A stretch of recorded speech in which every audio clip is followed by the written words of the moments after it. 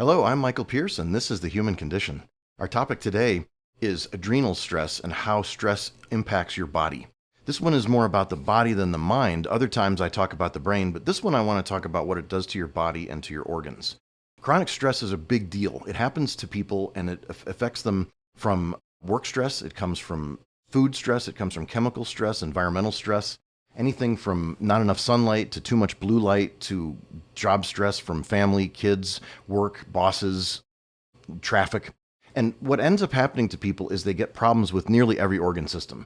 So my point is, if you have a problem, it may come from stress, and it may not require a vaccine, it may not require a shot, it may not require a drug, it may not require medication. It may not require a visit to a medical doctor. It may require some kind of stress management and some kind of supplement and some kind of sunlight management and environmental management.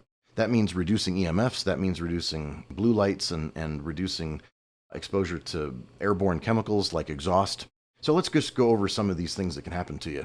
The immune system is affected by stress because adrenal cortisol, which is a hormone that's produced by the adrenal glands behind your body, just above your kidneys, in the back there, they're little glands about the size of a small scoop of ice cream. They cause the production of cortisol. Cortisol inhibits the immune system. So it's appropriate to inhibit the immune system and activate some of the sex hormones, especially in the morning, and to mobilize sugar from your liver in order to be ready to face the day and have fuel. If you have a lot of cortisol over time, over the day or over the week or months or years, you end up suppressing the immune system. The same thing happens if you take steroids, because steroid drugs that are prescribed are very similar to the cortisol steroid you produce in your own adrenal glands. We want to know that your immune system can be suppressed and you can get chronic infections from adrenal stress and from all kinds of stress. You'll also see a lot of people get rashes. You'll see the immune system will become dysregulated and they'll get rashes. They'll be more sensitive to food. So what does that mean? That means that you actually might have less food sensitivity and less food allergy and tolerate a wider array of foods if you have less stress. Likewise, if you get more sun and more infrared light especially, although UV light is important too, if you can get more natural sunlight, that will also help the mitochondria to help produce energy and reduce reactive oxygen species, which is the free radicals we talk about, and that will allow a person to have less of a reactive immune system so they can tolerate more food in their gut. So skin and gut are symptoms that can happen if you've got a lot of stress. The blood pressure can be affected by stress, and it can go up or it can go down. Typically, a person would adapt to stress by having high blood pressure. But if you've been sick for a long time, you've been ill, you've been run down, you can see that your blood pressure may drop, and you may find a person has lower blood pressure. This is really curious because we see this in patients that will present with a normal blood pressure laying down, and then when they sit up, they'll have slightly lower blood pressure. Then when they stand up from a laying down position, and they stand up and you take their blood pressure really fast and quickly, you'll see that they have really high blood pressure or low blood pressure more than 10 points above or below the systolic or diastolic numbers. And that's the top number and the bottom number of your blood pressure. If a person has overly high blood pressure, we might have fake high blood pressure, which isn't really clinically relevant, but they might get prescribed a antihypertensive or a drug that brings down their blood pressure because they're stressed out and all they have to do is lay down. So it's very important to check your blood pressure laying down 3 times in a row and three different days to see if that's the case. Blood pressure can also be low. If blood pressure is low, a patient may not be medicated, but a doctor may gloss over that and it may be relevant. I'm glad that they don't medicate for low blood pressure generally. However, they tell people that low blood pressure is safe and perfectly fine. And while it may be safe in the sense of not getting a heart attack, it doesn't give you good brain perfusion. So you get brain dysfunctions and low energy because you have low blood pressure. So that person usually has lower blood pressure sitting and normal blood pressure laying down if you give them a minute or two to normalize. That's another sign of stress, chronic adrenal stress. The circadian rhythm will affect a person's waking attitude. So if you wake up grumpy, or if you wake up too energetic or just too hyper, or you wake up hypoactive and you're really flat and you don't wake up for 30 minutes, you might have something called the cortisol awakening response that's modified, which means that within 30 minutes of waking, you don't really wake up with good cortisol. If that happens, you feel really groggy and you've got to take stimulants like caffeine to wake up and feel good within 30 minutes of waking. So most people should be awake within 30 minutes. If you're groggy for 30 minutes, that's okay. But if you can't get it together without a stimulant in 30 minutes, you might have an adrenal problem. And it would be good to measure your saliva or urine cortisol cycles to see if you're waking cortisol and then your 30 minutes later cortisol, called the cortisol awakening response, or the CAR, is okay or abnormal. You may have inflamed gums and teeth and sinuses. When people are chronically stressed, they frequently have bleeding gums and irritated sinuses and inflammation everywhere. So they'll have inflamed skin, they'll have inflamed eyes, they'll have red eyes, they'll have inflamed gums. They'll every time they floss, they'll bleed. Now, there's many causes for bleeding gums, but that's just one of them. You'll see that people get inflammation of their skin from stress, and they can be stressed by simply being exposed to blue light. If you're exposed to blue light all winter and you don't get enough red light, you might find yourself getting basal cell carcinomas or squamous cell carcinomas or all kinds of eczemas. This is something that comes from food, but it also comes from the balance between food and light. And so a person may be more or less sensitive. You can find that a person could have early stress will affect their cortisol, and later on it'll affect their sex hormone binding globulin and their DHEA or DHEA sulfide. These are hormones and blood proteins that carry sex hormones and that help us manufacture and make stress hormones like cortisol and sex hormones like estrogen and testosterone and progesterone. If you've got a problem that's chronic, it will show up as these other hormones being messed up, and they can easily be detected in saliva and in urine. It's not so easy to do in blood, so don't think of that as a blood test that your doctor would order. And unfortunately, those tests in the saliva and urine are usually not paid for by health insurance and by Medicare. There are other things like osteoporosis. A person can lose bone density fairly quickly, especially females, if they don't regulate their stress. So if you've got a lot of stress, you might find that your bone density loss happens faster and you get bad DEXA scores year after year. A DEXA score is an X-ray score that X-rays and looks at the amount of bone penetration, and it uses a score process that scores you compared to other women. We don't have normal scores for men, but we have normal scores for women. So you can be compared to other groups of women your age and find out how your bones are doing with a DEXA scan of your pelvis and leg bones and spine. And it will give you a score to tell you how fast you're losing your bone. And that can be reversed if you do a good job with your diet and your sun and your exposure and your stress. But if you're exposed to a lot of stress, you can notice that cortisol will be released from your adrenal glands, and it will stimulate your kidneys to pee out a whole bunch of minerals. So where do you store all those minerals? In your bones. So you're going to lose calcium and other trace minerals that are stored in your bones from chronic excess cortisol from being stressed out. You'll find that if you're having menstrual cycles, that's affected by stress. They will be abnormal, they'll be long, they'll be short. The cycle could be long or short, which is the 28-day span. And the actual period of bleeding, which should be 3.5 days, could be messed up. You could have 5 to 7 days, which is considered normal in the States, but around the world, that's not normal.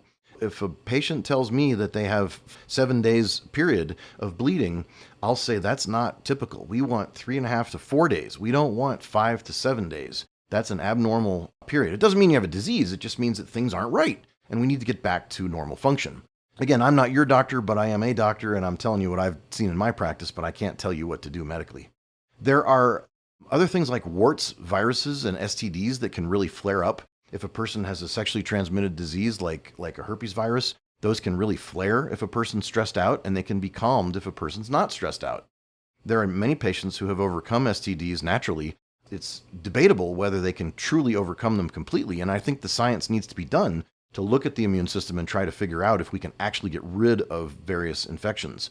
I think it's possible, but we haven't proven it yet, and I would like to be part of the group that proves that over time. I think that if we do radical interventions with people's lives, we can get them completely free of STDs, and we can even redefine what STDs really are, and what viruses are, and what infections are, bacterial or viral, and all of these things. We really need to understand what is contagion and what is sickness. And we need to separate it from B vitamin deficiency, which often happens. B1 deficiency and B2 and B3 deficiency are really common, and they give people skin disorders all over their bodies, including genitalia, that might be mimicking of STDs or that might make STDs flare. And they might also suppress STDs if the person has a really good diet and they get rid of the things that strip them of B vitamins and minerals that potentiate B vitamins and make them work, because your B vitamins don't work without minerals. So remember that. If you're taking B vitamins and they don't work, or they started working and they stopped working, take minerals. There are meditative studies of people who have reversed their arterial plaques and they meditated to reduce their stress level in India. And those papers were studied in medical journals in India, and they showed that people could reverse their arterial plaques in their arteries, in their heart, and their brain, and their lungs, and all the different arteries around our bodies. This was mostly done with arterial plaques in the heart. There are ways to repair the adrenal glands, and in fact, my favorite general system, I kind of have I don't want to call it a protocol, but I kind of have a recipe of stuff that I use very frequently. And again, you have to talk to your own doctor about what you want to do, but I like to use vitamin B5. I like to use vitamin B5 a lot. It's the main vitamin for the adrenals. Now, you can get B5 and all the B vitamins from organ meats, which is the best way to get it. However, if you're in an early phase of getting better and you want to take supplements, B5 for a month or two can do pretty well. I've used between 1,500 and 2,000 milligrams a day.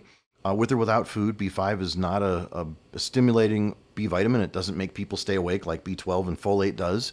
And B6, it doesn't give you those anxiety, self-talk kind of, ruminating brains that you get from B12 and B6 and from folate. So B5, that's pantothenic acid. I like DHA fish oil, omega-3 fish oils, EPA and DHA fish oil. And that's docosahexaenoic acid. You don't have to know that name, but it's called DHA. And by the way, that's not the same thing as DHEA. DHEA is a different thing. That's a hormone. That's not a fish oil. And I mentioned that earlier in regard to chronic long-term stress. Sunlight is really important. Again, I don't want you to burn, and I understand that ultraviolet rays can burn you and damage your eyes, but we're talking about getting lots of indirect sunlight to get lots of infrared and a little bit of ultraviolet throughout the day, depending on your skin color and your Fitzpatrick score, which is your blend of your eye color and your hair color and your skin tone and all that stuff, and how you handle sun. Everybody's different. Different color skin people need different exposures to different wavelengths of UVA and UVB light. Lymph drainage is extremely important. If you can do lymph drainage can really normalize hormones and reduce the burden on the immune system, and it really reduces stress. In fact, the stroking of the skin with a dry skin brush all over the body is really a good stress reliever, and it really brings down stress. We do it in horses, we do it in dogs and cats. We call it a curry comb, and we brush their fur, and we brush their hair, and we're doing lymph drainage when we do a curry comb on a horse or when we brush a dog or a cat. We're really not just brushing the hair, we're really giving them a lymph drainage. And so you can do a dry brush on your own skin, and that serves as a lymph drainage process. It's very safe and easy and gentle and really quite wonderful. Vibration massagers, rebounder, where you bounce up and down on a mini trampoline, that helps to move the lymph and clear the lymphatic fluid. Meditation, as I mentioned before, prayer, reading. Some people read fiction, some people read self-help books. Make sure you're not working too hard if you're reading. Don't kill yourself reading, stuff that's too stressful. Read things that are fun. Some people like hot baths or cold showers. I think that works very well. Some people do very well with cold plunges, where you plunge your whole body into cold water, or you put your hands or feet in just a little tiny bucket of cold water for a couple minutes. You don't have to go crazy. You can also enjoy going outside in 50 to 55, 59 degrees and in the 50s of Fahrenheit, and just being outside in the cold for a few minutes can be a cold exposure. And that's enough for a lot of people to stimulate their immune system and help reset their mitochondria, depending on what type of mitochondria they have. Getting rid of blue lights, replacing blue light bulbs and changing all the screens in your house to issue more red light and less blue light is really important. Some people in the old days, we used to put acetate, which is a plastic red cover over screens and over pages. In fact, kids with reading problems and some autistic children would do really well just taking a piece of red plastic and putting it over a book, putting it over a tablet, putting it over a computer screen. And sometimes wrapping it around light bulbs, wrapping it around lamps. If you have a lampshade, you can wrap the acetate around the lampshade, top and bottom and sides. That has helped people back, I used to do that 20 and 30 years ago with patients before we had the ability to change the colors of all these screens and light bulbs. Your phone, you really want to change your phone and do that. You don't want to be near your phone as much. I try to keep my phone many feet away from me most of the day, and make sure that my headphones are air tube headphones that use an air tube instead of electrical stuff right in your head. That's very useful. If you're wearing a Bluetooth headset, the Bluetooth is emanating from right here where it sits on your shoulder. and there's lymph nodes there, and you want to get that off your body and not have that be there, because the apex of your lung is right here, and there are some lung tumors called Pancoast tumors that can grow here. So you don't want to wear those all day long. You want to take them off if you're having to use a Bluetooth. There are night lights. We want to make sure that we don't have any blue light night lights, and we want to make sure our night lights are off, and they've got a motion sensor so that you don't kill yourself falling all over the floor and tripping over everything at night. You want to make sure that night lights turn on when you need them, but they're off when you're not, because you want a really dark room at night. You don't want to have lights. And if you do have any kind of light that turns on, you want it to be in the red spectrum, not the blue spectrum. Because one blast of blue light from your phone or from a night light or from a silly charger that's blue can make your brain think that it's noon. And so you have this alien sun in your room that makes you think that it's noon, and it resets your whole circadian rhythm. And that can really prematurely age you. It can drive cancer. It can literally cause insulin resistance and diabetes. There are some papers and studies on that. It's really a very important thing. I like to use heart rate variability or galvanic skin resistance, which are two different apps that you can buy. Heart rate variability and GSR, HRV and GSR are heart rate variability is measuring the pulse. And so sometimes your pulse needs to be normalized, and you do meditation and breathing exercises. You can get apps for your phone that hook on your finger to do that. You can also get apps that hook on your ear and your throat to do that. I've used the Pulsetto machine. I don't get any money from any of those, but the Pulsetto is a thing that goes around your neck, and that can regulate some of the vagus nerve. And GSR is a sweating detector that is used on your fingers. All these devices are about $100 or $200, and they last forever. They never wear out. I use ashwagandha herbs and Siberian ginseng herbs, not the other ginsengs called Panax ginseng, but Siberian ginseng, which is called Eleutherococcus senticosus. I use neurofeedback, which is done by a doctor usually, or a therapist. And I use home neurofeedback units and things like TDCS, which is transcranial direct current stimulation. And that's a simple device that looks like a TENS unit. It's a 9-volt battery, and they're about $100. And you can put those on your own head, and they work really, really well, and they're really safe. And I'm not saying they can't mess you up if you don't know what you're doing, but if you get into playing with these TDCS machines, they can help you. Transcranial direct current stimulation. There's exercise, chiropractic, acupuncture, massage, Pilates, and yoga. And I really think Pilates does really well for stabilizing my chiropractic patients. I think it's important to calm down and start winding down before bed. Wearing blue blocker glasses like this is really important for some people during the day when it's not peak sun at noon. Grounding, going outside and grounding your feet and getting your body in touch with the soil. And being creative, helping others, and making sure that you're doing what fulfills you. If you don't like your life, you're not going to feel very good, and there's no way you're going to turn down your stress, because there's many causes of stress. And the last cause of stress is unresolved childhood issues or adult issues. Sometimes you hate your job, you don't like your spouse, you don't like your family, you have trouble with your extended family. You need to put out boundaries, you need to go see a therapist, you need to get rid of issues from childhood. You might need to do EMDR, eye movement desensitization and repatterning, from a therapist. These are all really good methods, because sometimes it's not in your food and your diet and your chemistry. Sometimes it's in your emotions and your childhood. So consider all the sources of stress if you haven't yet. We're working on developing a membership group, and we will have that out pretty soon. And so there might be a way to be part of a group that meets weekly and shares all of these kinds of things. Thanks a lot. I hope to see you soon.